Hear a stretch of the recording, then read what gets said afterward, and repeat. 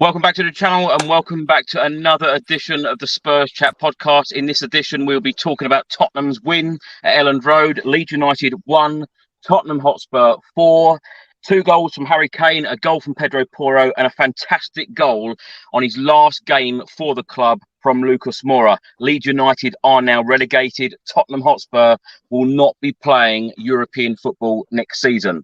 To talk about today's game and everything else, Tottenham Hotspur, I've got 3 very special guests as normal. We've got actor Ricky Norwood back with us. Ricky, how are you? Oh, I'm good. Last game of the season. Thank goodness for that. We got there. We finally got there. And we seal it off with a win. I mean, it doesn't mean much, but we sealed it off with a good win, and we had some good goals, and there was some nice play in there. So, thank goodness. Crack on the summer. Let's get this done and dusted. We've also got best-selling author Kimberly Chambers back with us. Kim, lovely to have you back. How are you?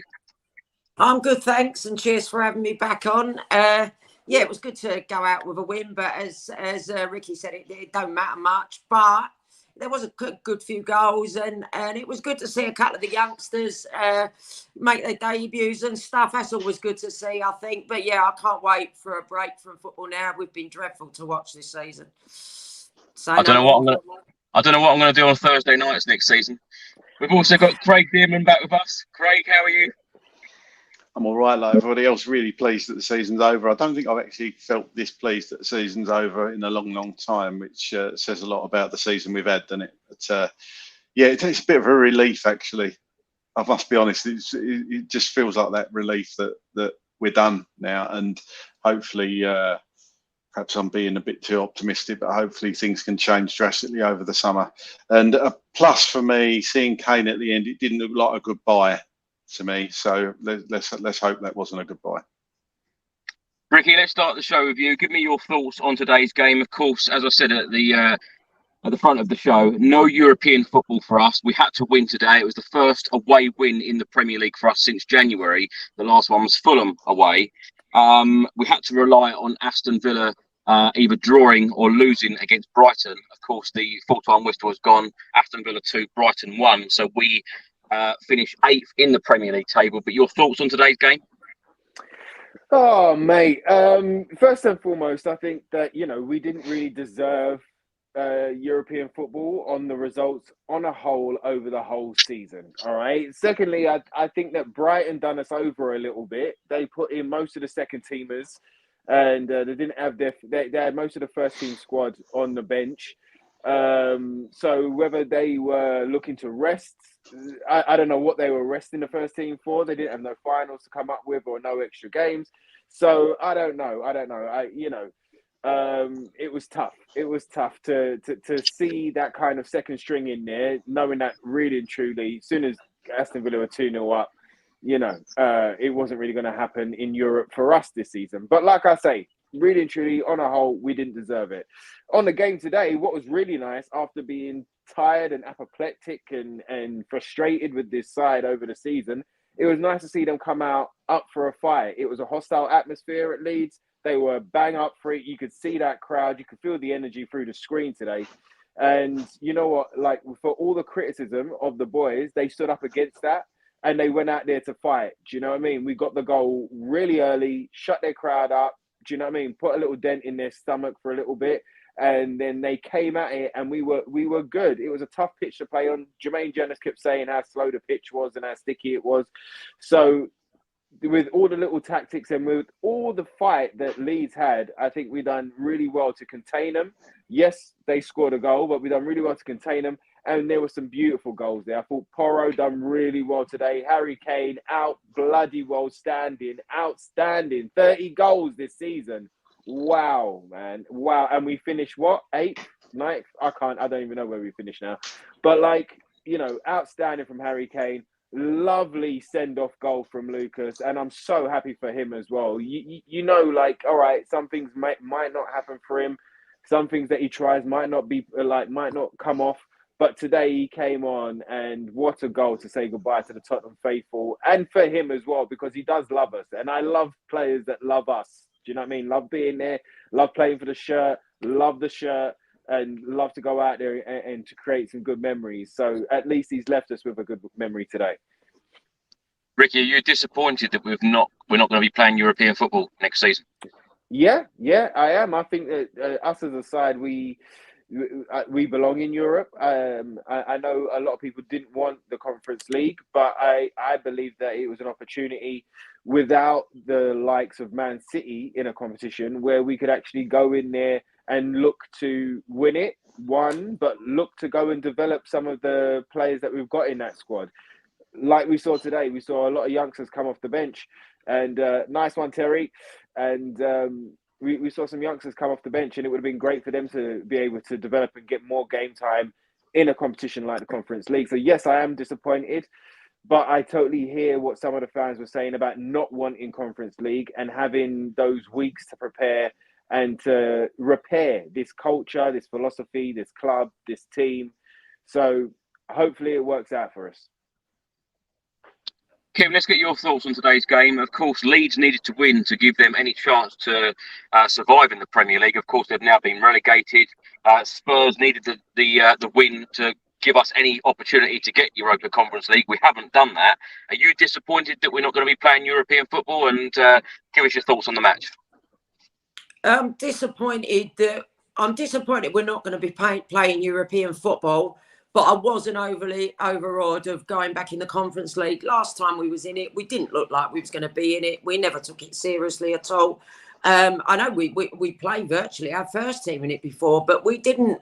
The players didn't look like they wanted to be there. I think all round, it's not going to do the club any harm to have other clubs of, and you know, the so-called top four have been outside of Europe for a season. It's never really done them any harm, you know. We've got so much work to do there, I think, coming up, that I think having a season also for the sake of the board, you know, we didn't deserve, as Ricky said, for European football. You know, let them have an empty stadium now and see how they like that, you know. Perhaps Levy won't take so much time with his transfers then and leave them till the next day in future. But the game today, yeah, I mean, I was fully expecting us to lose today because, you know, it's an hostile atmosphere there. And, you know, the only good thing we didn't have is it wasn't obviously a night game, because you just know when we go up north in a hostile atmosphere of a night, we're going to lose now. And it weren't a midday game. So, you know, so that was pointers that were in our favour. But I didn't expect us to win. I certainly didn't expect us to win by that amount. You know, it was good to see a couple of the kids come on and make their debuts. I always love to see a couple of, and he made a good tackle, Abbott, towards the end, a really good tackle. And I love seeing Lucas Moura. I'm really gutted Lucas Moura is going. I think he's a great player to have on the bench. I know the decision it's a split decision on Lucas, but just like he did today, in my opinion, Lucas is a player that can, you know, Ajax away, for instance, pull something out the bag. I'd have him on the bench all day long, you know, and he does love the club, and I think, you know, the fans love him. He's got a good heart, and I think it's a shame really that he's leaving, because, you know, we've certainly got worse on our bench than him, you know, if you get my point. Craig, let's get your thoughts on today's match. Yeah, it's a good way to sign off, and it in the end it came to nothing. But to be honest, I was actually different to Kim. I actually thought we would win today. As much as Leeds were going to be up for it, if you've ever actually watched Leeds, they've looked really poor at the back. They've actually been worse than us, to be honest. They are a poor side, and they do try, but they just haven't got enough quality there. And I was never actually worried about the result today. I thought we would get it done, regardless of the fact we've had a pretty poor season. So, yeah, good way to sign off. We were certainly playing with a bit of freedom, albeit that Leeds are a poor team. But, yeah, I thought you can't say anything more than that. Great performance by Kane. Fantastic to see Lucas Moura with the last kick of the game as that great commentary that I'm sure we've all watched from Amsterdam a few years ago. Fantastic goal to sign off. Very emotional at the end there he was. So yeah, good way to sign off. But as Kim says, it might be a really good opportunity for us to actually concentrate a bit more on, hopefully, and that's what I want to see, is hopefully concentrating on the domestic cups now. Really go for the Carabao, and certainly in January the FA Cup, and really hopefully push up that table next year and get the signings right. I'm sure we're going to have shows over the summer, Chris, where we talk about transfers and managers and directors of football and direction, the board, and God knows what else. So there's still loads and loads to cover and loads to talk about. But good way to sign off the season. Thank God it's over. Let's hope that we get a manager and director of football in place soon, and we can start looking forward rather than looking down at the floor like we've all been doing over the last few months. Never mind about future shows, Craig. We're covering all of that in this show. Oh, God. All right. Okay.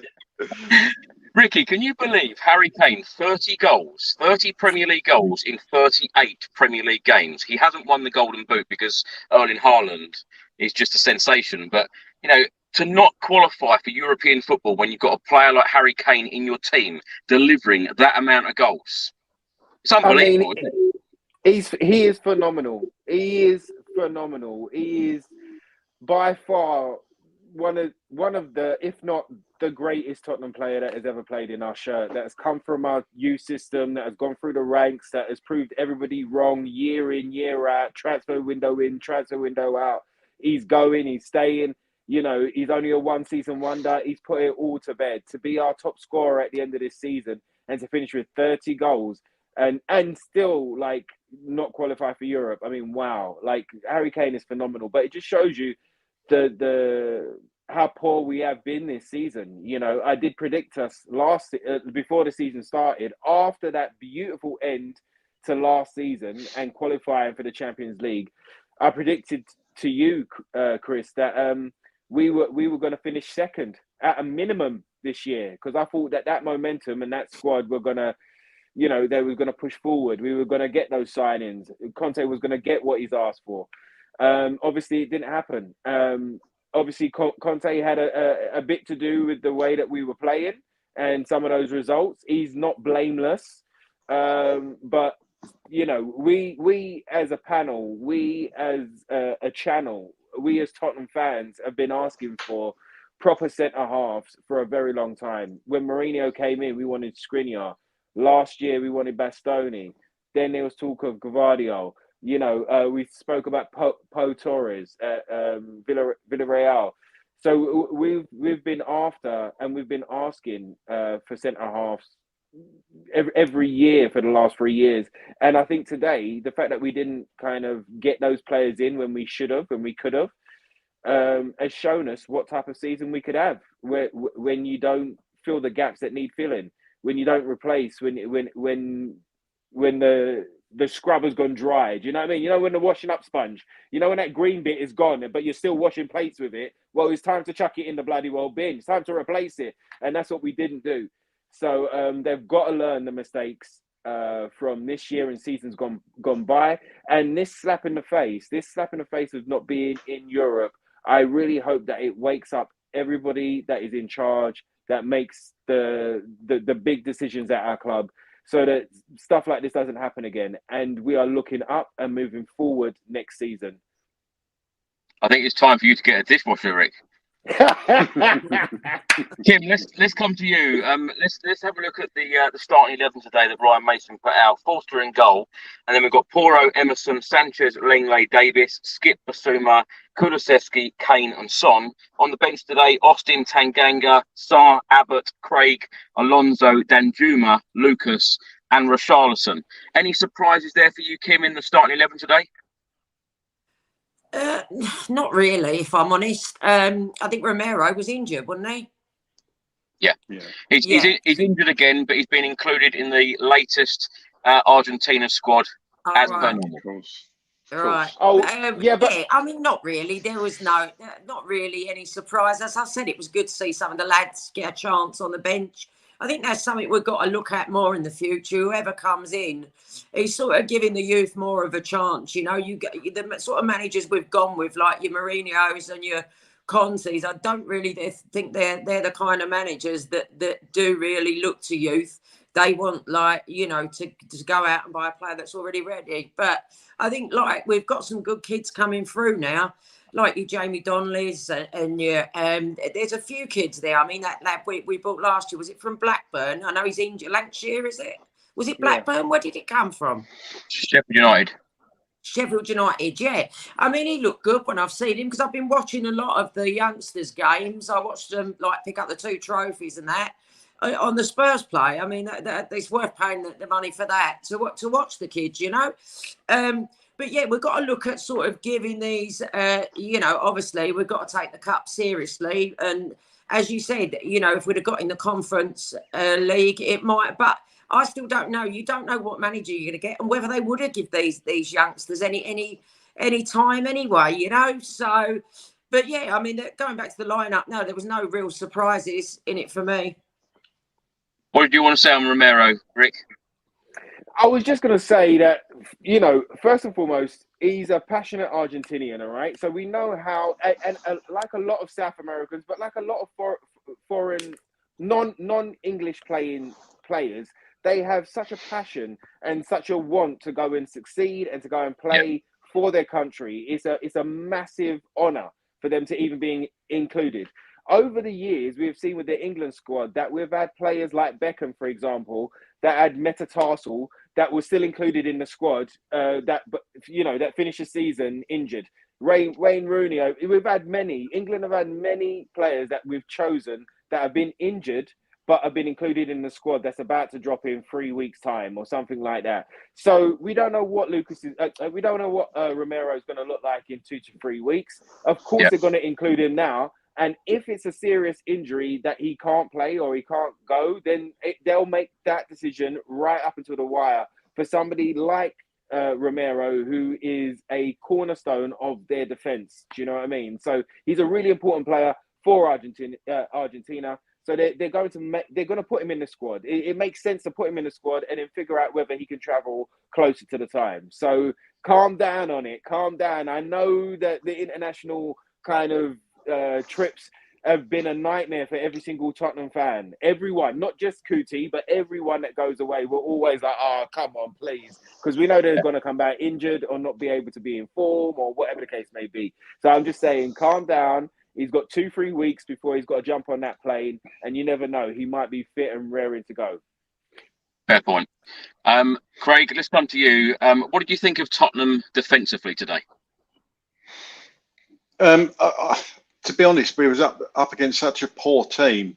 It's really difficult to give an appraisal of them. To be honest with you, I mean, there were occasions where we were a bit, you know, there was a couple of clearances Sanchez did that were a bit rash that went out for corners, and we personally, I think against a better team, we probably would have drawn or even lost that game. It didn't look to me to be that stable, but to be honest, they didn't have to be because Leeds didn't offer too much.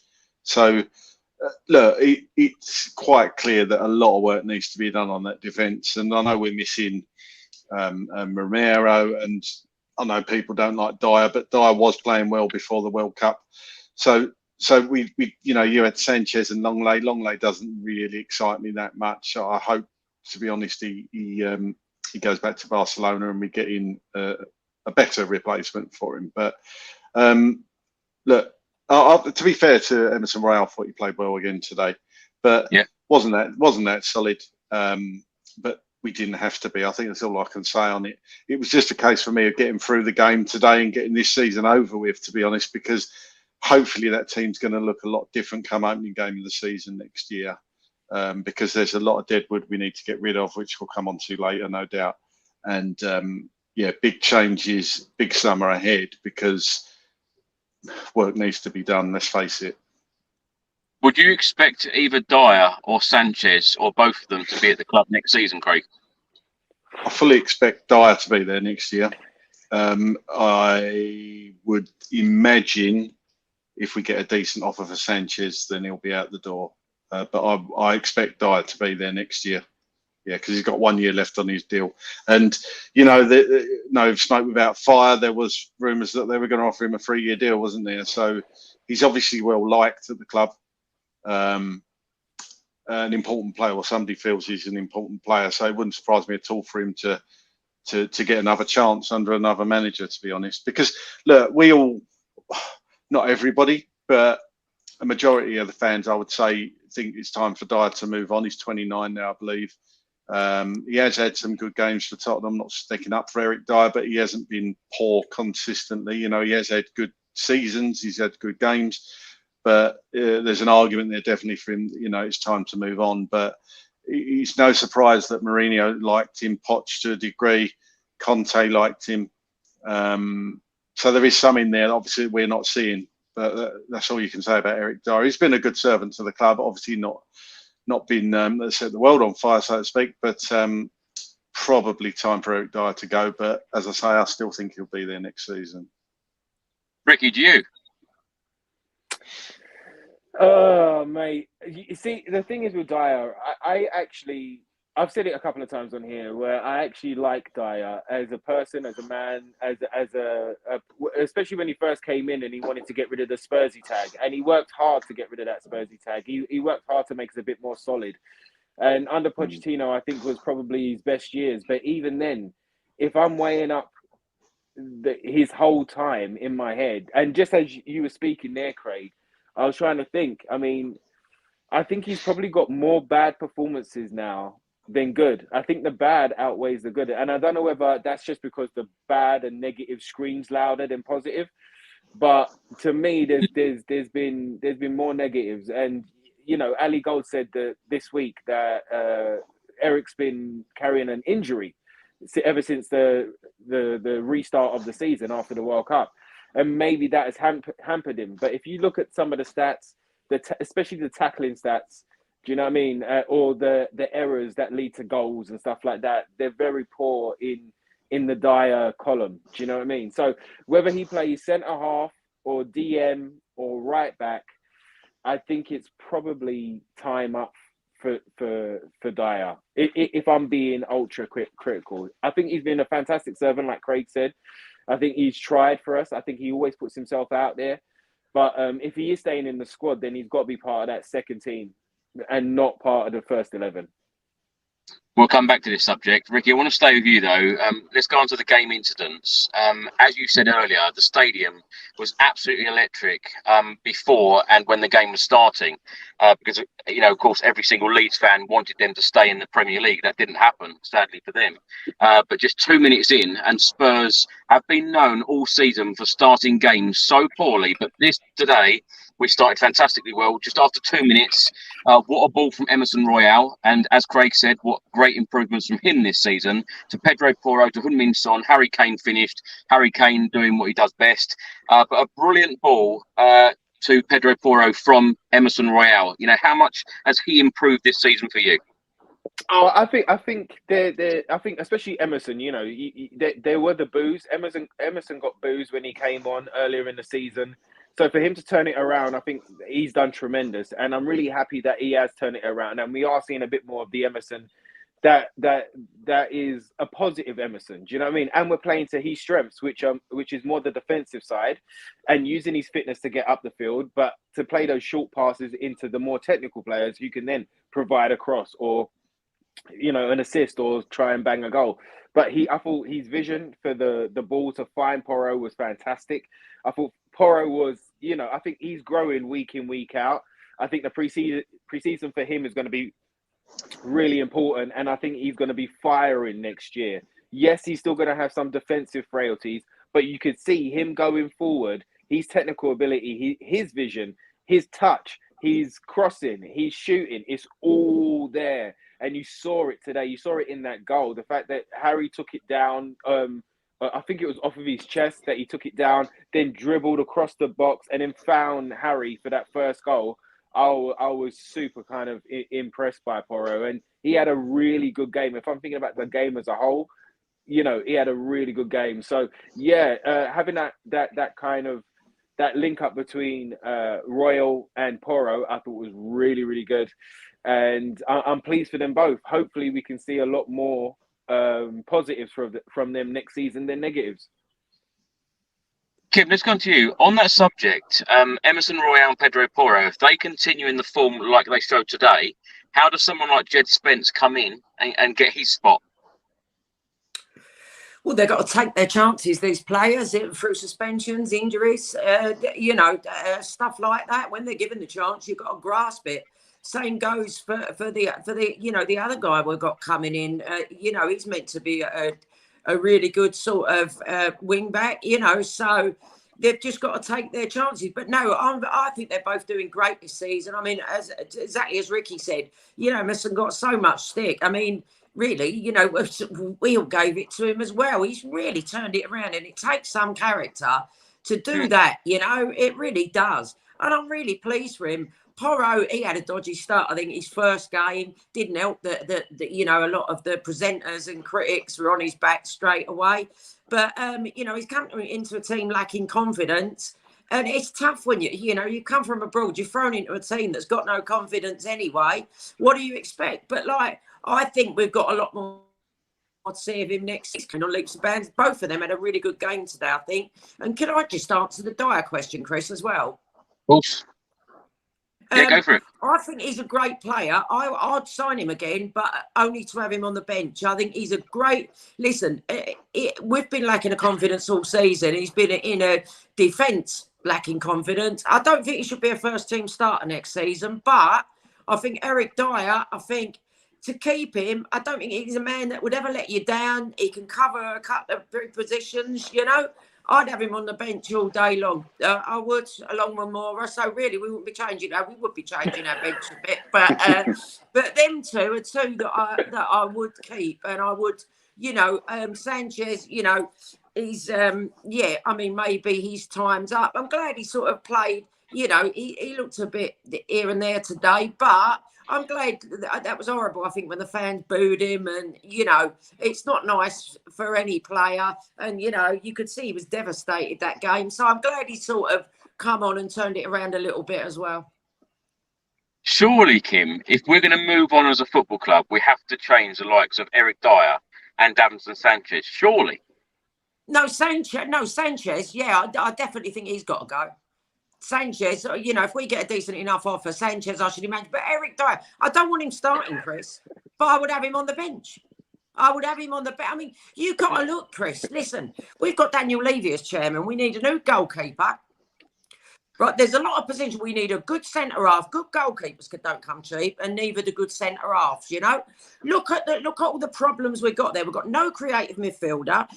We've got nobody really that can. We haven't really got a free kick taker still. We've never had one since Ericsson. We've got a lot of people that we need to bring in, and we've got a lot. We've got a full team coming back that's out on loan. Don't forget Ndombele, Lo Celso, they're all coming back in August. Yep. I mean, in other words, we've got problems, Chris, big bleeding problems. But I will keep Dyer there, as in, I'd have him on the bench. I think he's great cover. If you're good, if you bring in, a centre half who's going to be your new, starter, and he gets suspended after 10 games, I don't think if Dyer comes into a team with more confidence, he's not going to let you down. Kim, if you didn't see the shock on my face and Ricky's face, you might want to rewind this stream just to check them out. Well, I'm just saying it as I see it. I do. I think he's been a good servant of the club. I don't think he's that poor as what people make out. Listen, they've all been poor this season. Apart from Harry Kane, they've all been poor. Yeah. Yes, poor. Craig, let's come to you. After 7 minutes, the cross came in completely unmarked next to Sanchez. In my opinion, Sanchez was caught out. And I think if Leeds actually had a decent striker today or good attacking players, I think Sanchez would have probably got caught out again and again and again. Luckily, he missed it. But Sanchez, surely we've got to, one thing on the priority list is players like this. They've got to move on in the summer.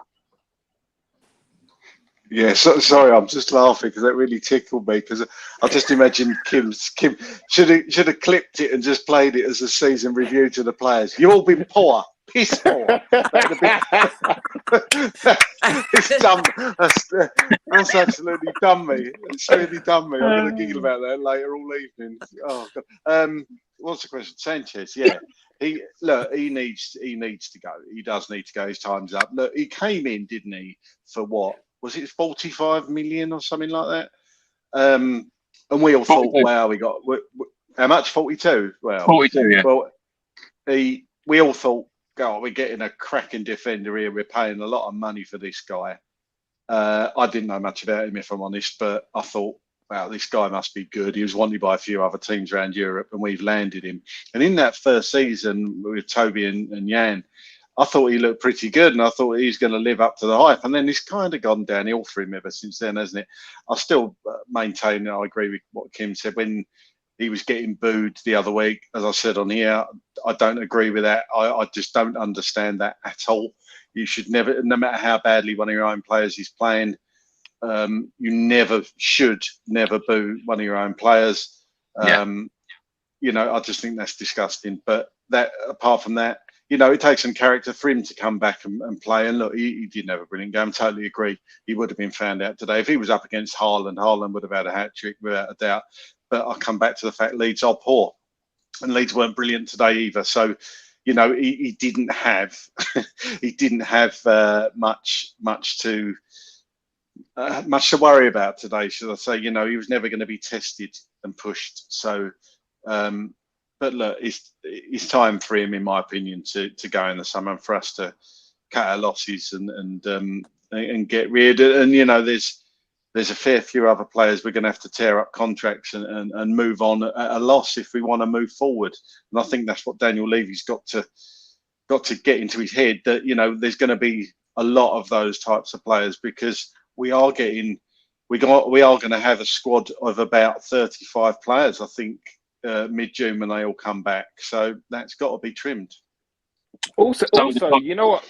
With Spence, I know Chris, you asked about Spence earlier, but if we're playing this system, we don't know what system we're going to be playing. We don't know what manager we've got yet. We ain't got all of those questions to be answered. But for instance, if we was going to be playing the same way as we was playing today, well, both Emerson Royale and Pedro Porro were playing. So then you could use Spence as an interchangeable with Pedro. Do you know what I mean? And keep Emerson Royale as the defensive right back if we go to a back four, or he shifts in to be the right centre back.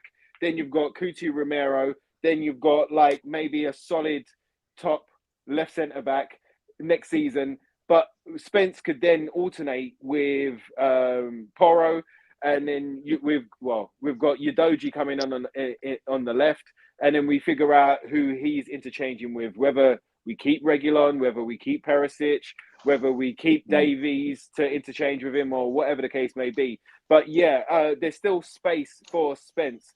And I think he would only grow with the competition of Porro, and Porro would only grow with the competition of Spence. So it could be a very good problem we could have next year. Rick, let's stay with you, because Leeds did have a number of half chances in that first half. After 20 minutes, Koch header just wide. 6 minutes later, Harry Kane had a shot goal, but it was deflected. Took the sting out of it. In the 35th minute, Weston McKennie shot wide from around 20 yards. A couple of minutes later, chance for Leeds, tipped over the bar by Fraser Forster. Couple of minutes later, Koch with another header just wide. Just before half-time, Rodrigo header wide. Christensen fired over the bar after a corner. And then boos at half-time from the Leeds fans. How are you feeling at half-time? Because Spurs didn't really have that many opportunities in that first half. Yeah, it was a bit come see come saw, Chris, because you know we've gone one goal up really early on, and then like you just explained there, the amount of chances that Leeds got. That first chance that you were talking to Craig about that header. I mean, I don't know whether you saw or have seen the replays, but Sanchez actually stops. He actually stands still and almost lets everything go past him for those 2 seconds. Do you know what I mean? Really? And yeah. I mean, surprise, right? But that continued to happen throughout, and they were getting in. And exactly like Craig said, if you know Leeds were a better side, if they had a better striker up front, or if we was against a bigger, better side, then who knows what the score could have been. So we were inviting that pressure onto us, but I think we done well to handle it. And it was always going to come with Leeds. Do you know what I mean? They are a fighting spirit type of team. They've had a really poor season. They're at home today. They've got it all in their hands, technically. And they were always going to go for it. So they did. They brought it on. And I think that we were doing that thing where we were looking to... We didn't mind them coming onto us because we was looking to break and do the counter-attack on them, but we didn't have many chances. So when that first half finished, I was a bit like, oh, are they going to get back into it? Are we going to end up losing this game? Because we saw the exact same thing happen against Brentford last week, didn't we? We go a goal up, beautiful goal scored by Harry Kane. You know, playing fantastic, best first half of football I've seen, probably for the whole season. Yeah. And then we come out in the second half last week and it totally collapsed. So I didn't know whether that was going to be the Tottenham that turned up in the second half, but they didn't. They came out with the same energy, and they kept fighting and they kept pushing, because they knew if they scored another, they would probably kind of kick Leeds in the stomach, and their confidence and their fight would end up waning, which ended up happening. Kim, when Ricky talks about the type of football and what we've done wrong in recent months, you know, certainly this season, how would you describe Ryan Mason's time in charge since he's taken over from Stellini? Have you been more entertained watching football under Mason? A little bit, especially I think the first few games the first few games when he took over, a little bit. I mean, you know, you can't. What's the saying? You can't make pig's ear out of whatever. It's been one of them seasons, hasn't it? I do think, going back to managers, I think, right, listen, Mason's done all right. You know, I mean, it all went sort of Pete Tong under Stellini, didn't it? But I mean, you've got to give. Listen, I was no particular Conte fan. I hated the style of football. I've hated the style of football all season. But I do think that, I know we got knocked out of cups under him, but where we was in the league at the point he left, I mean, you can see how it's backwards. Like, since then, we've gone in reverse, you know. So in a way, when he kept saying that, you know, he was playing this style of way because he didn't have the players to play any other way, blah, blah, blah. You can kind of see a sense in that now. But yeah, I think I've been slightly more entertained. But there's, you know, well, you know, I watched like the Luton playoff yesterday. It was such an entertaining game. You know, I want to see football like that. That, you know, I want to see the old Spurs way, the way we've played this season. I can't really. I mean, I've been supporting Spurs since I was 11 years old. When I really got the year we was in the second division, 1977, 78 was the year I really got into Spurs. I don't think I've ever looked forward to a season ending so much. And I'm including seasons when I used to go home and away, when we nearly got relegated. And, you know, I mean, one season, it was just Ginola's goals that kind of kept us up, you know, Barnsley away and all that. Oldham away, I remember going, and we needed a big thingy to stay up. But like, yeah, I think it's got to be one of the worst seasons for like dreadful football and that I've ever seen. Like Ricky said there, though, Kim, the fact that we played so well against Brentford last week, but we came out in that second half and ended up conceding 3 goals, losing the game. 79 seconds into the second half today, Pedro Porro put us 2-0 up. What fantastic skill again from Harry Kane. The guy is just an all-round footballer, not just a fantastic striker, but an all-round footballer. Absolutely fantastic, but a great finish from Pedro Porro today. Is that me? Yeah. Oh, yeah, it was brilliant. And like Harry Kane is just, I mean, I dread to think the day he might leave. Like, you know, I can't see him going anywhere this summer, though. I really can't. You know, obviously he's out of contract next summer, but I honestly can't see him going anywhere this summer. So hopefully, touch wood, we've got another year of Harry. But yeah, Pedro Porro took his goal great. You know, he looks like he's going to be a good player. Like, you know, you're not going to see the beauty of Pedro Porro till next season. Let's be honest. You know, you know, hopefully, you just don't know who's coming in. Hopefully, we have still got some. You know, Basuma, I thought played a bit better. You know, we haven't seen nowhere near the best of him yet. You know, so there is some slight light at the end of the tunnel. I wouldn't say it's beaming though. Craig, let's come to you. In the 61st minute, Rodrigo had a chance that Forster saved. 6 minutes later, Kulusevski come on off and Sarr came on. What do you make of the Kulusevski situation at the moment? Do you hope that Spurs do sign him on a permanent deal, particularly as we are not going to be playing any European football, particularly Champions League football? To be honest, I still think the deal for him is a pretty good deal, you know, if you're talking money. And could you get another player of his quality out there for the money?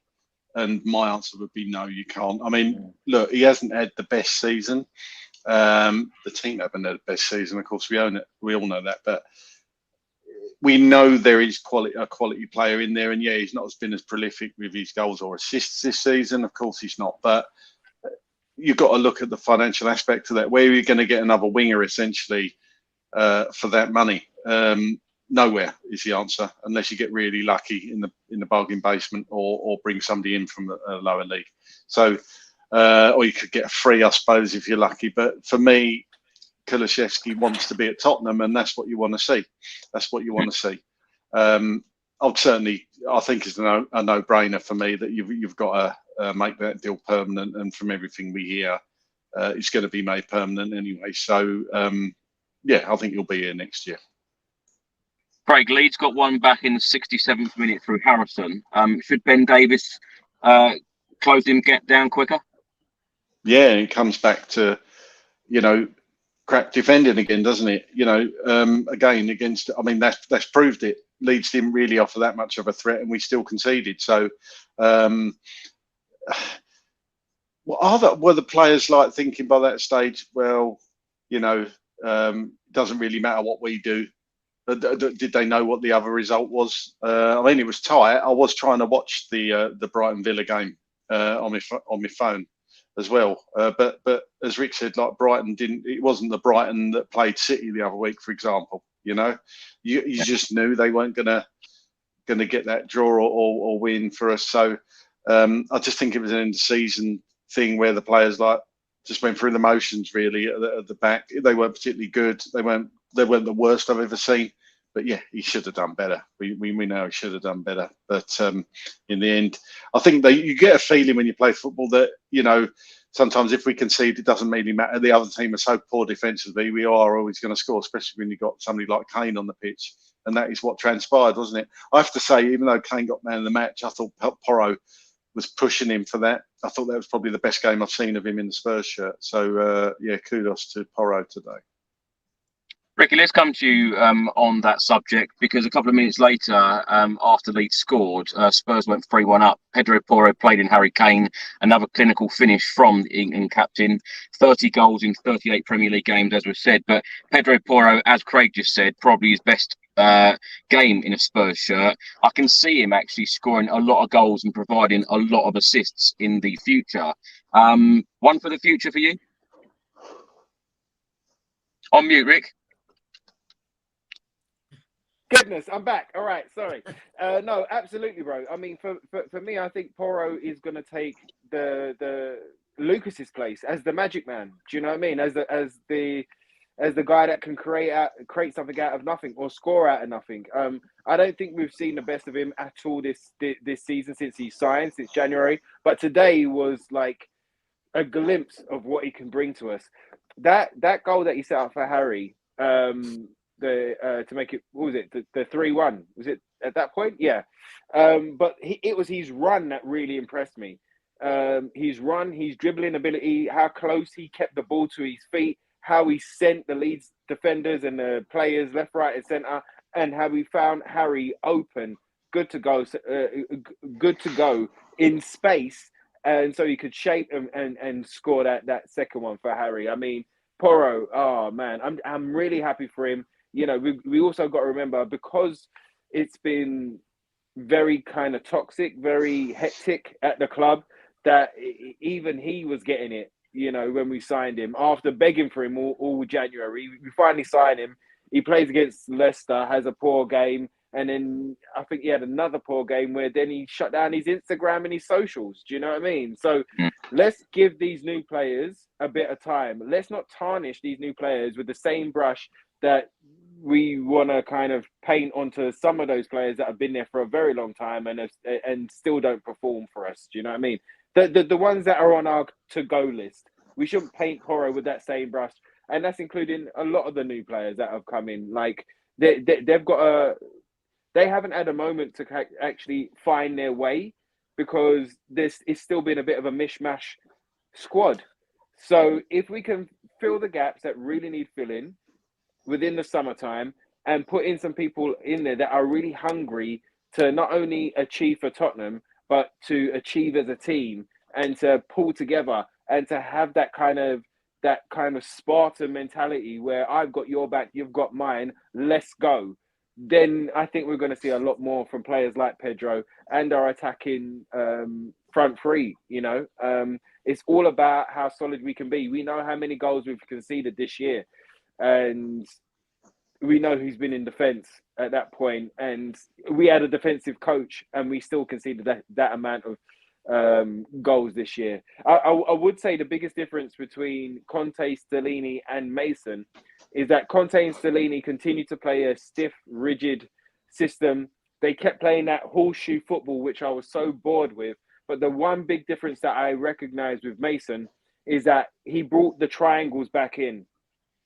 They were playing within triangles. There was give and goes. Kulu being able to drift in and not be so kind of regimented to be out on that right wing, but the fact that he can come in as a number 10 and let Porro go out to the right wing, I think is a really nice thing. I think, Kulu at number 10, I think could be the creative kind of player that we've been looking for, because we've seen those type of touches. We see that he can pass, he can shoot, he's got a wonderful left foot, still very, very young. Had a poor season by his own standards, but I think there's so much more to come. And if they continue to play with triangles and we get that forward, front-footed, that type of football that we want to see at Spurs, I think it could be glorious. One other thing about Ryan Mason, Rick, is he's never afraid to make a change or make subs at the right time of matches, which I really like about him. So I think he's got a bright future as a manager anywhere he goes. Kim, let's come to you on that subject, because he made a double change for Spurs in the 76th minute. Heung-min Son going off, Basuma went off, Richarlison and Matthew Craig came on, a 20-year-old midfielder making his Premier League debut for Tottenham. I think this is probably what I want to see more from our next head coach, giving opportunities to more young players, because particularly since Pochettino has left, under the likes of Jose Mourinho and Antonio Conte, I think a lot of, and I've spoke to a number of parents and family members from a lot of the young players in the academy, and they feel that, a lot of them have left, or a lot of them want to leave, because they want opportunities in the first team, and they haven't felt they're going to get that opportunity at Tottenham Hotspur. So I think the next manager that takes over at Spurs needs to give that opportunity. It was great to see. I know you've touched on it already, Kim, today, but it was lovely to see Matthew Craig, 20-year-old midfielder, get his debut today. And of course, later on, we'll talk about Abbott as well. Yeah, no, it was great. And yeah, I did touch it on it earlier. Like, as I said, I've been watching a lot of the youth, and we have got some good kids coming. I think another one's late. Is it Mundell that's leaving? Yeah. I think another one's going. We lost one earlier in the season. You can't keep losing your best young players like that. We're never going to see another Harry Kane if we go along that route. And as I said to you earlier, I think like the likes of Conte and Mourinho, they want the for now players, the one they know. Yep. They're not willing to give youth that chance. I mean, whoever we bring in as manager, I just hope it's got to be someone. It's got to be another Pochettino, really, isn't it? Someone who's willing to bring these youngsters through and give them a chance, and not just putting them like on the bench now and again. Give them when you're a cut of free. Give them the last 5-10 minutes. Give them their debuts. That was really good to see. It was one of the highlights of my day watching that. If I'm honest, like along with sort of Kane's goals and sort of more and Porro's goal and Moura's goal at the end was special. But to see them sort of youngsters who have trained and been there all them years to come on, you need that good feel factor around the parents and that, as you said, Chris. Because as I said, we have got a few special kids coming through. I touched earlier on Jamie Donnelly. He's a great little player, and I know his dad's a big Spurs fan, and. I mean, you want these kids to feel they're wanted there and they've got a chance. So I'm just hoping, like, whoever does come in, like, wants to sort of bring the youth through as well. Yeah, absolutely. Craig, let's come to you. 4 minutes later, Richarlison had a chance, shot straight at the goalkeeper. He had another chance 4 minutes later. Goalkeeper saved it. £60 million. What have you made of his season? Not good enough, if I'm honest. I know he's been injured, World Cup break and all that, and he didn't get loads of chances under Conte, really. But on the whole, he's not going to look back at this season and see it as a success in his first season at Tottenham, is he? Not good enough for the money, regardless actually of the money you pay. If you're free, it's not good enough. He'll know that. He'll know that. We know that he's a better player than what he's shown us so far. So he'll be wanting to do better next year and hopefully get a few more chances under another manager. It might be the formation that's been playing that hasn't helped him, but I would expect Richarlison to stay. I don't agree with with people that say we should get rid of him. I don't think you should make that judgment over a season, especially with, it's been a bit, there's been a few breaks, hasn't there? He's been injured, like I say. So give him another season, see if he's going to come good. But not for me anywhere near what I would have expected from Richarlison performance-wise and certainly goal-wise over the season. I think he's only got one in the Premiership, hasn't he? So yeah. Not good enough by half. I think he scored 4 times, but 3 of them were offside. So only the one that counted. Rick, let's come to you. In stoppage time, George Abbott, 17-year-old. Skip went off. He came on. And as a couple of you have already mentioned it already, Abbott made a great tackle in the dying minutes of the game. Great to see youngsters like this getting opportunities. How important is it for you that Spurs use these youth players and use the youth system? Oh, they've got to. Otherwise, what's the point? Exactly what kind of Kimbo and Craig were saying earlier. At the same time, I know it's a results-driven business. I know that, managers, whoever is a manager at Tottenham is under tremendous pressure to get the result and secure the result. Today, I thought that Mason done really well in the times that they brought on both of those youngsters to get their debuts and just to get a couple of minutes under their belt with a win. We wasn't under pressure, and that you can see or should be happening a lot more, especially where we've got 5 subs. Like we could make throughout a game with whatever's happening, you could make 3 first team subs, and then if 10 minutes towards the end we're in a comfortable position, then why not bring on a couple of youngsters for the last 10 minutes or something like that? That's where something like the Conference League, I think that's where its value is in actually kind of giving youngsters first team opportunities. I mean, Harry Kane got his first team opportunities in the Europa League, wasn't it? And look what happened there. The fact that Harry done so well in those games where we wasn't, again as a club, taking it seriously, but actually forced out the nowhere in form Soldado and forced out the striker who turns up when he wants, Adebayor, and both of those on stupid money. They must have, the manager at that time must have been under pressure to be playing these. I think it was Tim Sherwood. I can't remember who else it was. But they must have been under pressure to play them because they're being paid so much. But Harry not only earned his place, he showed his worth in those cup games. And then once he came in, we brought him in. We brought him in little bit by little bit and kind of gave him more and more minutes. And he grew in his confidence and he continued to score and he continued to perform. And then look what we've got right here. We didn't spend a penny to buy Harry Kane. He came through the whole youth system. He was treated right. He was used right with the amount of minutes. And it's an example that you could use for all of those other highly upcoming youngsters that we've got in the squad. If we can use it like that, I know we're not in it, the Conference League, but if we could have used the youngsters like that to kind of get them in, make them feel a part of the team, make them feel that they might only get 5-10 minutes, but that is for their growth. That is to get used to who's running where in the systems and the players around you. And then you never know what could happen with these youngsters. Ricky, I've been sitting here for nearly an hour now. I'm so excited to ask you this next question. Talk me through Lucas Moura's goal, because 221 appearances for Tottenham Hotspur, of course, his last appearance in a Tottenham Hotspur shirt. Talk us through the goal. My friend, I am so pleased for Lucas.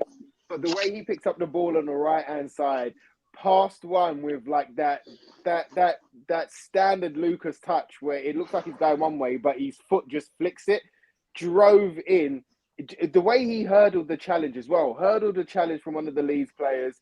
You know, that was a challenge to take a player out, but Lucas wasn't having a bar of it. He only had the goal in his sights, and that he had tunnel vision at that moment, and he just kept driving.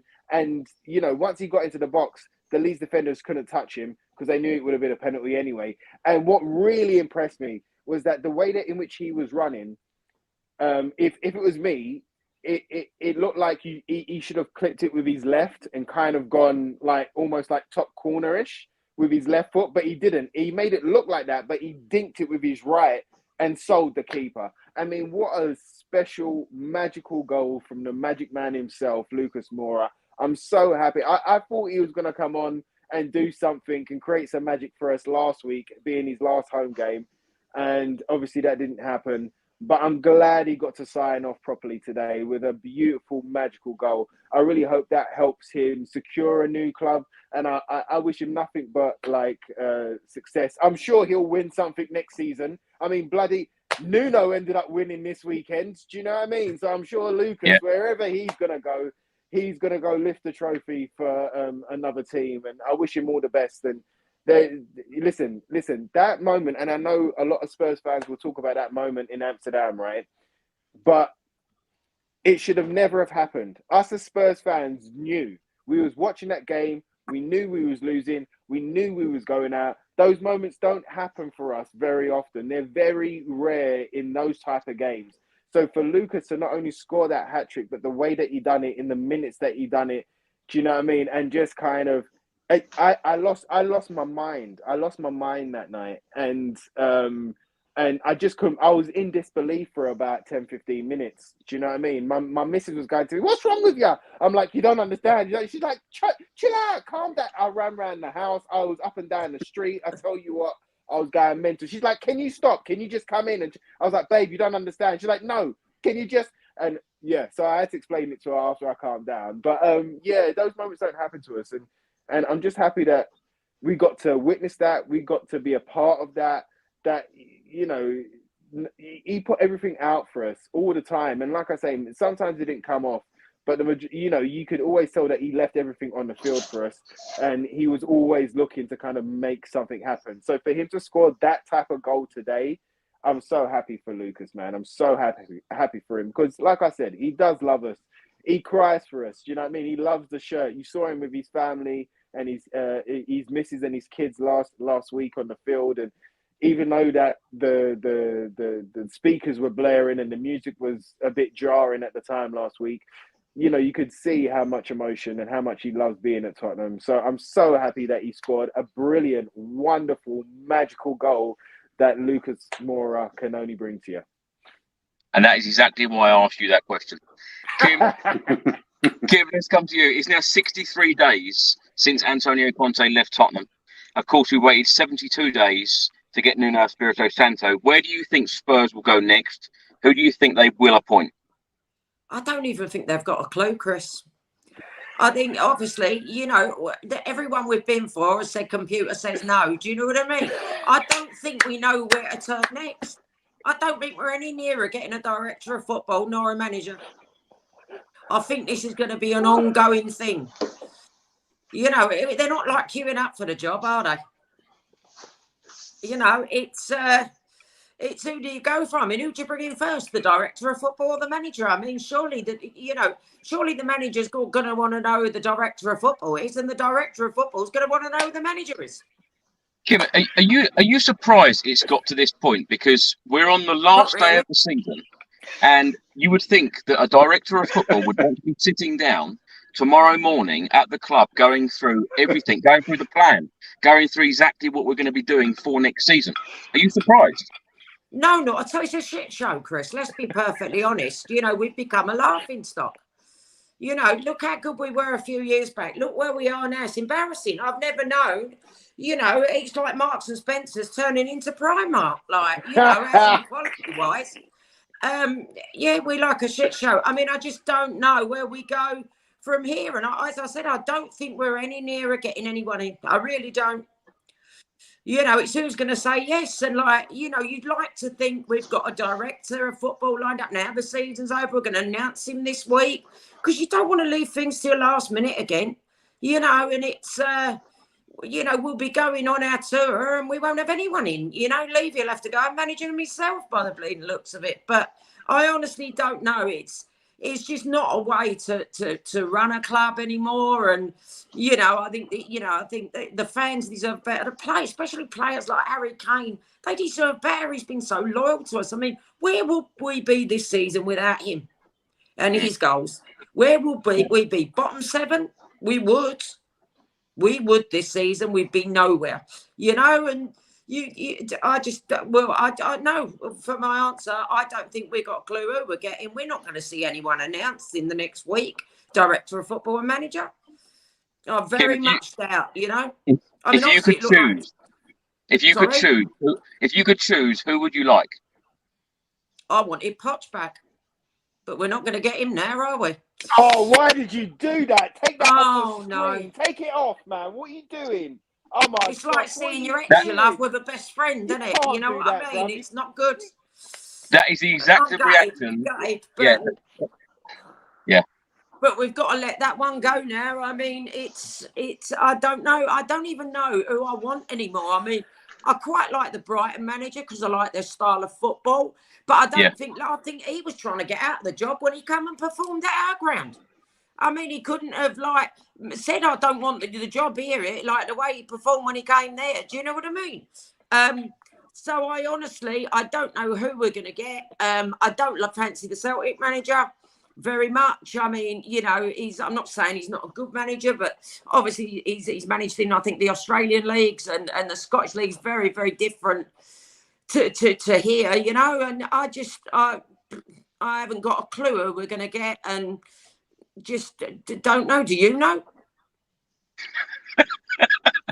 Well, everyone knows that I wanted Pochettino back, and for those of you listening on audio, wondering why Ricky's saying don't do that, I put a picture up on screen of Pochettino holding up the Chelsea shirt because the deal has now been done and he signed the contract at Chelsea, whether we like it or not. I'm told constantly by Spurs fans, fellow Spurs fans, Chris, move on. Pochettino is not coming back.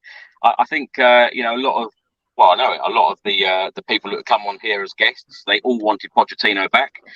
It's clearly not going to happen. Ricky, how do you feel? I know it's probably a very silly question, but how do you feel when you see that picture? I hate it, mate. I hate it. It makes me feel sick. I hate it. I absolutely hate it, especially because we all know, we've all said, especially on this channel, on this podcast, that Pochettino wanted the job. Pochettino wanted to come in and fix what all the problems that we've got, and he would have come in and done fixed at least 90% of the problems that we've got at Tottenham. I can't believe he didn't even make a call. I can't believe that the remit for our new manager is everything that Pochettino does, and yet he didn't get a call. I don't know whether you saw that clip from Ozzy Ardiles and Ricky Villa. I think it was yesterday or the day before. I think you might have put it up, Chris. I might have seen it on yours, actually.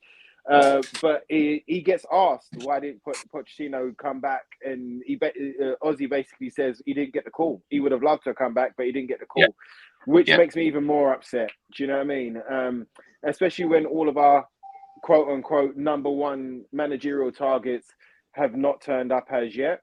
Pochettino doesn't really need a director of football to work under, so you could have brought him in, and then you could have got, if you really wanted a director of football, you could have got somebody that worked with him or could complement him. But if we didn't go that way, director of football ways, then Poch was more than happy to kind of crack on and do the job. So yeah, I'm upset. I think that Pochettino will really kind of fix that Chelsea side, at least stabilize them, and they'll probably go on to win something next year as well. To put all of those comments of Pochettino not being able to win nothing in this country. So yeah, it's a shame. It's a shame, and I'm sick, and I'm really upset that the club didn't even speak to him. I don't know where we're going. I don't know what direction we're going in, but it's a real shame that Pochettino didn't get spoke to at the very least for the Tottenham Hotspur managerial job. Who, if you could choose, Ricky, who would you like in? At this present time, bro, my list was this: Pochettino number one, because the manager's job is bigger than just managing the side. It's bigger than managing the first 11 or the first team squad. It's bigger. There's so many things to fix, and there's so many things that need to be kind of, ripped up and start again. So number one for me was Pochettino. Number two was Nagelsmann. Nagelsmann's still available. The number three place was I was a bit iffy about, but after looking into Slot, the Dutch way, and what he created at Feyenoord, I thought that he could have been a great person to come in and do that. A bit like Kimberly, I'm not really confident with Postecoglou. To tell you the truth, it's like he's done well at Celtic, but it's a two-team league. There's a lot of managers that have done well in the Scottish League that haven't been able to do it in the Premier League. But I don't know much about him, so I can't judge him. I just don't have that much faith that he's going to come in and do it. So for me, my pick would be Mike Bassett. I heard he's out of a job since managing England, I don't know how many years ago. So, Big Sam's in employment. Don't really trust the Aussie Big Sam over at Celtic, so why not bring in Mike Bassett? Let him do the job. I normally say Ted Lasso, but I totally forgot that he had the Tottenham job in the adverts and only lasted 4 hours, so he's not coming to us either. So Mike Bassett for me, Chris. Well, things do have to happen very, very soon. Craig, who would you like?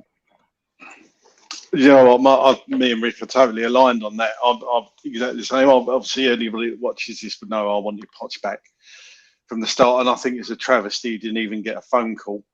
At least pick up the phone to him.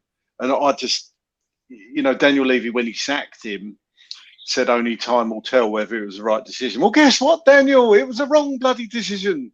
Do you know what I mean? And you had your chance to get him back. He was out of work. He was putting cryptic messages on Instagram. So was Jesus Perez. All cryptic messages saying, come and get me. I haven't even got to pay anybody off. Just give him a bloody contract. Admit your mistake. Win back a few of the fans and hope that you can do it. Oh, my God. Isn't this not dereliction of duty? For me, it's just like gross misconduct almost bordering on. Give the bloke the chance to carry on the work he did. He's the one person over the last 10 years has given us the most belief, the most memories. And ever since he left, it's all gone downhill, regardless of what anybody says. It just stinks of dereliction of duty for me. And what is even more galling, more annoying, Levy had the chance to put this right. He had the chance to put it right. And he didn't take it for whatever reason, whether that was Donna Cullen putting the spanner in the works. Well, sorry, tell her I'm the chairman. I want him back. Either get on board or get out. You know what I mean? Because they're not doing themselves any favours, the board, with this. Because Nagelsmann, if Poch wasn't coming back, then he clearly not. Nagelsmann was my second choice. I think he plays the brand of football that we'd like. I think he's a bit of a fiery character, which I think we need. He's gonna piss a few people off, undoubtedly. But that's perhaps what we need. He's going to get rid of the players he don't want. But they didn't go for him, not yet anyway. And like Ricky said, Slot, didn't know much about him, but after doing a bit of research and reading a few articles, hearing a few good things, I thought, yeah, I can get on board with this guy. He's going to play the football that we want to see. And then he's out the running. And I'll be honest, Chris, there is nobody out there of any of the names that have been mentioned that excite me. And that's what worries me. Because this is the situation we was in 2021 with Nuno. And look, we ended up with Nuno, right?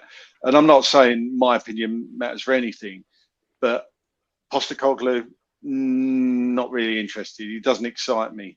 Amaron, or whatever his name is, I don't know enough about him really to make an informed decision, but I know enough to think that his name doesn't excite me because I haven't heard good things about him. That's basically what it is. And anybody else that's been mentioned, he's going to be like, after the Lord Mayor show sort of thing. So for me, if it was me, you've ballsed up Pochettino completely. I would go all in for Nagelsmann because he's still out there and get it done. Because can you imagine? I don't want to bring the stream down here. Can you imagine if we employ another manager that's another Nuno essentially, and then come October we're in the situation where we're back on here saying he's got to go. He's got to go. They can't afford this. Balls up again the board. They've got to get this right, because if they're not going to go, and they're not going to go, you know, regardless of what people say, they're not going to go. They're not going to sell up. But they've got to get this right. The thing is, Craig, when you're saying you're not excited about any of those names, I don't think anyone at the time was excited about Maurizio Pochettino coming in. He was a young manager and plays entertaining football. Is that what we need to? Is that the route that we need to go down? Go and get like an unknown manager that plays a good brand of football that we are building for the future, or do you want another win now, exciting name? Thing is, Chris, right? When Pochettino came in, we were in a totally different position, right? We was kind of on the. I could see the plan with Pochettino, because I could see what he was doing. He was at Southampton, wasn't he? I watched a few of the Southampton games. I thought, do you know what? He's not really a name, but I can see what he's doing. So perhaps I'm being a bit biased because obviously I knew a bit more about him, and the other names in the frame they might play that football. They might be that manager you're talking about. But managing in Scotland is a lot different to managing in England, for example. You know, I think I could manage Celtic. The other names, as I say, they just don't excite me, Chris. And the one thing for me, they've got to get this right. So personally, Luis Enrique, God, no. You cannot go for another glamour appointment, because if you're going for a glamour appointment like Mourinho or a Conte, he's proved the board are not going to spend the money and give that manager what they need. They buy in players, they spend money, but they spend it piss poorly. You know, the due diligence is crap. If we'd given Mourinho and Conte, I weren't Mourinho's biggest fan. I wasn't really Conte's biggest fan, to be honest. I don't like his style of football. But I thought, if you're going to spend that money on that manager, you give him the tools to do the job, to get him to do what you've asked him to do. You know, it's not rocket science. And we never, ever, ever gave those two managers exactly what they wanted. And that's what you've got to do with these people. And Enrique would be exactly the same. I mean, his brand of football drives me insane, the tiki-taka stuff and pass it to death. But if you are going to bring him in, I hope we don't, but if we do, you've got to give him the players that he wants to do the job. But they've got to get it right, regardless of who they bring in. They've got to get this one right. Ricky, do you know what I reckon we'll end up with? Do you know what I reckon we'll end up with? Graham Potter. Yeah. Potter or Rodgers, but I'd say Potter. I had a feeling when Chelsea sacked him, not Rodgers, he'd be a manager. And I've just, my mates called me a witch. And it wouldn't surprise Kimbo. It wouldn't. Ricky, Ryan Mason, talking about Daniel Levy in the embargoed press conference last night, said Daniel Levy has invested money, but he's been let down by other people. Now, do you think the board, and in particular Daniel Levy, do you think he will do things any different to what we've done in the past? Do you think he's learned from mistakes and poor decisions from in the past? Do you think we're going to be different as a club going into this summer and going into next season? History suggests no. History suggests that Daniel Levy is hard-headed and he's a bit stubborn and he's going to do it his way, regardless of how any of us feel. If this season has done anything, it should have slapped the lot of that board in the face and made them wake up to the reality that and the situation that they have put us in. Those poor decisions and that poor advice. And you know what Mason said there? I don't think he was being a kind of a Levy yes man by saying that. I think he gave us a bit of insight into something that we haven't really heard before, that Daniel is kind of seeked advice from certain people in certain areas, and that advice has been wrong, or that advice has not been 100%.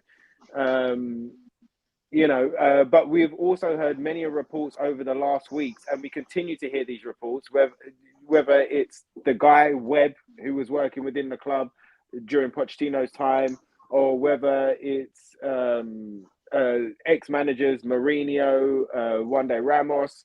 They've all come out and spoken about how difficult it is to work with Levy, how difficult it is to negotiate with Levy, how difficult it is to get the right player at the right time for the side and to fill the gap that needed filling. I remember that quote that Pochettino actually came out with where he said something along the lines of, when you ask for a washing machine, Daniel Levy will give you a dryer. It does a similar job, but it doesn't do what you need it to do. Or a dyer. That's the way, or a dyer. But that's the way that we've continually gone. Now it's up to those people that are making the big decisions to look at the mistakes that they've made. And this is what gets me about not being able to go back to Pochettino or to kind of to rectify these mistakes, because they hardly admit any mistakes that they made. I think the only apology that I heard from Daniel was after when Conte left. I think there was a statement. It was either Conte or Stellini where he put out a statement and he signed it with Daniel Coys. Do you know what I mean? But that was the only time that I ever saw an apology or a framework of an apology where it was something along the lines of, it's all our fault. We've all put ourselves in this situation. So I am hoping that the advice that he's getting right now, with the people that he's got around him, and especially those that are affiliated with the club, the legends, even if it's just Harry Kane, everybody's saying the same thing. Ryan Mason saying the same thing. We've lost so much of our culture, our heritage. We've lost so much of our DNA that this needs to be fixed this season. And like I said earlier on in this stream, like we've been asking for centre-halves for the last 2-3 years. Even when we got Romero, we brought in Romero, and the first thing that was said about Romero is that he needs a strong character and a leader beside him, and I think that's where we see the reckless side of Romero, because he's looking at Dyer and Longley or Dyer and Davies and being like, oh, you know what, forget it. Nobody's playing. You guys, I don't know what you're doing. And he goes and just out of frustration, he goes and clatters somebody and gets a yellow card. You've seen how he celebrates a goal. He celebrates a goal by punching him in the back and kicking him up the backside and getting and slapping them on the back of the head. He is that type of player. So as soon as he came in, it was said, the first reports that was said by I think it was Simone actually on here and other Italian journalists, was that he's a fantastic world-class talent, potentially world-class talent, but he needs a strong leader beside him and somebody who has a bit of composure so that that balances him out. And that's where the mistake was made. We didn't do that. We then relied on our squad being Eric Dyer and Davies or someone like Longley coming in, So we've been asking for 2 centre-halves for ages, for absolutely ages. Like Craig was saying there about bringing in win-now managers and not giving them the tools. You brought in Mourinho. He asked for Skriniar. Like Mourinho and Conte are both kind of known as defensive, quote-unquote, defensive coaches, yet we didn't give him a defender. We gave Mourinho Rodon and I can't remember the other ones, but we haven't really given them the right tools for them to build on their own reputation as being a defensive coach. We've had to deal with this mishmash and, week in, week out, season in, season out, we've seen the cracks get bigger and bigger and bigger. So a lot needs to change, bro. A lot needs to change to see the best out of this Tottenham side. And they have to, like Craig was saying, they have to firstly, admit the problems. Secondly, even if they don't want to eat humble pie and admit it to the fans, have that humble pie in the office and around the table with the rest of those board members and go, you know what, we really need to fix this. What do we need to do? Those advisors that advised us bad on buying this one and that one and spending that money, we can't speak to them no more. We need new advisors. We need new directions. There was talk of that kind of data analysis stuff coming in to the side and working on kind of getting players through that system. Fingers crossed something like that happens, because we have to be making smarter decisions. I can't believe how you can make the same mistakes week in, week out, season in, season out for 20-odd, 22-odd seasons. Do you know what I mean? It's time for change, and enough is enough. And like we've all said, that ball ain't going nowhere, whether we like it or not. There was a question, I know I'm ranting. There was a question that I asked to Ali Gold a couple of weeks ago, which was how much damage has the board and their decisions had on the name Tottenham Hotspur, on the badge and on the shirt? Because I've said on here, and I've said it before when I've been in a bad mood, that managers come to this club to die now, and so do good players. Good players come, they can be fabulous in their club, and then we sign them, and then they suddenly start to trickle down and lose momentum and lose focus and lose that fight. There has to be something within that structure that is making those players that are on the field that have done well in previous places, make them lose confidence in the structure that's behind them or the effort that they're putting out onto the field. Do you know what I mean? There has to be something that has been lost there over time. So it's time, this season, this summer, it has to be time for change, and there has to be major changes happen, and for us to move even like a baby step forward. There's things that really need to be done, and they need to do it. Well, those major changes that you say, Rick, certainly involve the transfer window. The transfer window in England opens on the 14th of June. That is in just 17 days' time. Now, I want to ask you all the same question. I'm going to start with you on this one, Kim. Which players need to leave the club, and what positions do Tottenham need to prioritise in the summer? Because in my opinion, we definitely need a goalkeeper. We need a number of defenders. We still need a creative midfielder, as you mentioned earlier, Kim. It looks like Hugo Lloris will be heading out the door this summer. Lucas Moura, we know, is going. Sanchez, Davis, Tanganga, Perisic, Lenglet, Kulusevski, Danjuma could all be going away from the football club. As you also mentioned earlier, Kim, Reguilon, Winks, Brian Hill, Lo Celso, Rodon, Spence, Ndombele, White and Udogie are all coming back from loan spells. This is a massive rebuild. This is a massive job, as you've all said during this stream. Kim, simple question. What players do you think will leave, and what positions do Tottenham need to concentrate on in the summer? The players I'd like to see leave, or I wouldn't like to say I'd like to see anybody, but like the ones I wouldn't be bothered. I think Sanchez's time's probably up. Perisic, I'm not bothered about. Winks, I like Harry, but he's probably better off to be serving elsewhere somewhere. Obviously the problem we've got though, Ndombele, you don't know who's going to come in, may give Lo Celso another chance, but the problem we've got, Chris, is there's no way we're not going to do what Arsenal did with Aubameyang and say, right, we'll write his contract off, he can go somewhere, because Daniel Levy doesn't do that. If he's paid a lot of money for someone, he's not going to give them away, do you know? So these players are only going to go out on loan once more. I mean, Reguilon, I can't see Reggie getting much of a game now, but we need to bring in, we need a decent centre-half. Definitely need a decent centre-half. Someone that's going to be that stable figure, as you mentioned, like alongside Romero. We've got to get a creative midfielder. I mean, this is Tottenham. This is Tottenham to a T. Look what we could have picked up Jack Grealish for, and Jack Grealish would have been such an icon at Spurs. He's just what we needed. He's got that creativity in midfield. It'd have been fantastic there. We ummed and ahed and lost out on him. And that is Spurs and our ball to a T. And I honestly can't see. I don't like to constantly knock the ball, but because he has spent money. But I mean, whoever's been in charge of bringing in some of these players, I mean, all right, you might bring in one that turns out a dud, but to keep doing it and doing it and doing it, there's got to be something very wrong there. I just, I could scout better than that. Give me a job. I'll go do some scouting for you. But no, seriously, I just don't see how anything really is going to change, because we've got so many players coming back. He's just not going to say, oh, right, you can have Ndombele for 10 million. He's going to want to, this is the problem why they're all out on loan in the first place, because Daniel wants too much money for them.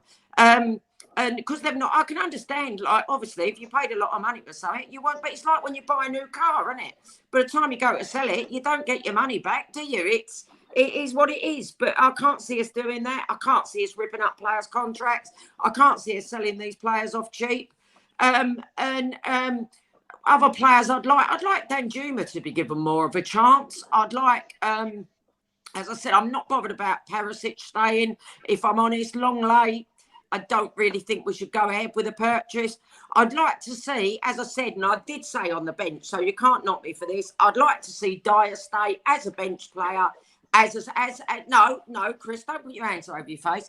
No, I'd like him to stay there as a squad player, not as a first team starter. And the same with Ben Davies. I think Ben Davies can cover a numerous amount of positions. I think if someone's injured or suspended, I think he's a lad that will come in and be great cover, and he won't let you down. As bench players, though, Chris, bench players, not in the first team 11. But I'd have them two on the bench, and I would have kept Moura for the bench, and then I'd have the rest of the bench as a mixture of kids and whoever else you got. But I mean, you know, what are we going to do with all these players coming back? It's a ridiculous amount. There's that many coming back. I've kind of forgot who's coming back. This is what I'm really worried about. It is a huge job for anybody, and nobody's actually in the job to sort out the job. It's crazy. Something needs to happen very, very soon, and I'm hoping that we are going to get some official announcements in the very, very near future. Craig, same question to you. Let me just say, because I was getting a few comments in the comments about me saying that I could manage Celtic. Of course, I couldn't manage Celtic. It was just me trying to poorly explain that the Scottish League is not as strong as the Premiership. So of course I couldn't. And do you know what? If we get Ange Postecoglou in, I'd be behind him 100%, and I will look into him a bit further, because there are a few people saying good things about him. For me, I would prefer Nagelsmann, I guess, and that's kind of where I was coming from. I'm just incredibly frustrated that this manager search has gone on as long as it has, when we've had clearer, better options on the table. So let me just clear that up. For me, in an ideal world, there's a lot of players that need to just go, tear up contracts, try and sell, whatever. And we all know that Paratici wasn't very good getting players out. You know, the recruitment was a bit better under him, but he wasn't very good at getting players out. Now we're in this situation. For me, Lloris is going to be going, so we need to recruit a good goalie there. Dyer, for me, would be on his way. Sanchez would be on his way. I'd keep Davies personally as a squad player. I think Perisic needs to go. Sessegnon probably needs to go. Skip. Oh, I'm not sure about Ollie Skip. I've seen him have good games and bad games. I'd probably keep him as a squad player. Sarr probably needs to go. Lo Celso needs to go. And Ndombele needs to go. Roden needs to go. I'd keep hold of Reguilon. Danjuma probably go. Lucas is going. Recruit a attacking central midfielder playmaker. Probably could do with somebody to replace Lucas and Danjuma. Spence I'd keep. Emerson I'd keep. Who else have I missed? Son, Kane, obviously Kulusevski I'd keep. Who am I missing, Chris? Who have I not mentioned? Holberg. Højbjerg I'll probably keep, yeah. Bentancur I'd obviously keep. Romero I'd keep. There's a fair few though, Chris. I think I probably went through 10 names that we need to get rid of, which is obviously only my opinion, but it just goes to show there's a fair few players that we need to get out the door, isn't there? Ricky, I need a very quick answer from you. Oh, that ain't going to happen. Oh, we all knew that. We all know. As soon as you said the quick answer, mate, it's tough, but I agree with a lot of what Craig said there. I agree with a lot of these kind of observations there. I'd go. I'll try and make it quick and go on the keeps. So again, Kane, Son, Kulu, I'd keep. Richarlison, I'd keep. I would have loved to see more from Danjuma, but you know what? I don't know whether buying him without a DOF, a manager, and with the amount how bloated our squad is going to be once it comes back, I don't know whether that's quite wise right now, especially when someone like Porro and Spence can play that role. Do you know what I mean? They can, Porro can play right wing if we needed him up there, or wing back. Do you know what I mean? So I'll probably let him go. Again, Perisic is probably going to want to go wherever Conte goes next summer. And so I think it's probably wise to let him go on a free as well. Winksy, I'm trying to keep on the keeps. Bentancur definitely keep. Basuma keep. Højbjerg, I'm a bit like this. If we can get good money for him and we can replace him with a decent midfielder, then I'd be happy with that. But I'm very comme-ci, comme-ça. I do think he has a lot of leadership skills, and I do think he increased his assists and his goals this season. Obviously, it dropped off. Obviously, performances dropped off towards the end of this season. But the majority of the defence, I think, has got to go. And I agree with Sessegnon going as well. I think Tanganga needs a loan at least. There's a lot that needs to be sorted, bro. There's a lot that needs to be sorted. It's too much to even go over everybody's kind of points. But I forgot what I was going to bloody well say. I can't remember. Can't remember. I'll probably bring it back in a little while. But yeah, no, I agree with both Kimbo and Craig there. Can I just say, there's somebody in the comments said, I can't believe what Craig said about Emerson, a turnaround since the beginning of the season. Absolutely, 100%, because I would have been one of the many that wanted him out the door. What a turnaround from him. So pleased that he's managed to do it. Just goes to show, doesn't it, you can't write anybody off, but brilliant for Emerson. Yeah, I would keep him. Also, I just remembered. Sorry, Chris, I just remembered. Kimbo mentioned that we don't rip up contracts, but let's look at Serge Aurier and Matty Doherty as well. Do you know what I mean? Both of those contracts. My dad says exactly the same, Kimbo. He says, you know, Levy ain't going to never just give away a player. He's always going to want to pay a note for him. But those two examples, and especially at the times that they were done, so that we could bring in new recruits, it has happened before. So maybe he will rip up a couple of more this year. Not Endon Belly paid 60 mil for him. No, he won't. No, you're right there, Kim. You're right there. We'll do a special show next week to discuss this in more detail and go through every single player. Ricky, thanks so much for coming on this evening, and a big thank you to you, because you've practically been on here every single week during this season. You've been absolutely fantastic. The viewers and listeners absolutely love you, your opinion. So thank you so much for all of your time. Oh, listen, bro, always an honor and a pleasure. And thank you for having me on for so many weeks. And thank you to all the fans that are watching and that love what we do here. It's a crazy club, Tottenham Hotspur. So thank you for being with us. And through these therapy sessions, it's been great to kind of interact with you on Twitter and, you know, and through these shows. So thank you so much. I think before I go, everyone knows where to find me as well. But before I go, it's Craig's missus's birthday. So Mrs. Dearman, happy birthday from myself and Thanks, the panel. Rick. And Kimbo, if we've ever got an away cup game at Watford, I want to be with you in your new motor, because I saw that online and bloody hell, that's a beast. All right, and just so that I don't get lost, you've got to come pick me up and take me, okay? I will do. You can pick us all up. Yeah. I had trouble getting through the bleeding width restrictions today, and the roof. It's got nails on the roof in Sainsbury's. I nearly took the roof off with it.